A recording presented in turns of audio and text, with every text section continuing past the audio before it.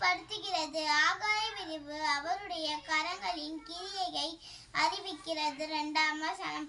பகலுக்கு பகல் வார்த்தைகளை பொழிகிறது, இரவுக்கு இரவு அறிவை தெரிவிக்கிறது. 3ஆம் வசனம். அவைகளுக்கு பேச்சும் இல்லை, வார்த்தையும் இல்லை, அவைகளின் சத்தம் கேட்கப்படுவதும் இல்லை. 4ஆம் வசனம். ஆகிலும் அவைகளின் சத்தம் பூமி எங்கும், அவைகளின் வசனங்கள் பூச்சக்கரத்தை கடைசி வரைக்கும் சொல்லுகிறது. அவைகளில் சூரியனுக்கு ஒரு கூடாரத்தை ஸ்தாபித்தார். 5ஆம் வசனம்.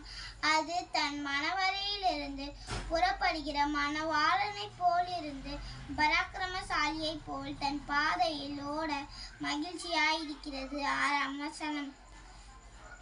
அது வானங்களின் ஒரு முனையிலிருந்து புறப்பட்டு அவைகளின் மறுமுனை வரைக்கும் சுற்றி ஓடுகிறது. அதன் காந்திக்கு மறைவானது ஒன்றுமில்லை. 7ஆம் வசனம். கர்த்தருடைய வேதம் குறைவற்றதும் ஆத்துமாவை உயிர்ப்பிக்கிறதுமாயிருக்கிறது. கர்த்தருடைய சாட்சி சத்தியமும் பேதையை ஞானியாக்குகிறதுமாயிருக்கிறது. 8ஆம் வசனம். கர்த்தருடைய நியாயங்கள் செம்மையும் இருதயத்தை சந்தோஷிப்பிக்கிறதுமாயிருக்கிறது. கர்த்தருடைய கற்பனை தூய்மையும் கண்களை தெளிவிக்கிறதுமாயிருக்கிறது. 9ஆம் வசனம். கர்த்தருக்கு பயப்படுகிற பயம் சுத்தமும் என்றைக்கும்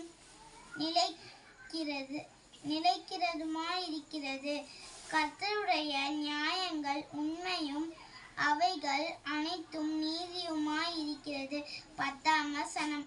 அவைகள் பொன்னிலும் மிகுந்த பசும் பொன்னிலும் விரும்பப்படத்தக்கதும் தேனிலும் தேன் கூட்டிலிருந்து ஒழுகும் தெளித்தேனிலும் மதுரமுள்ளதுமாயிருக்கிறது.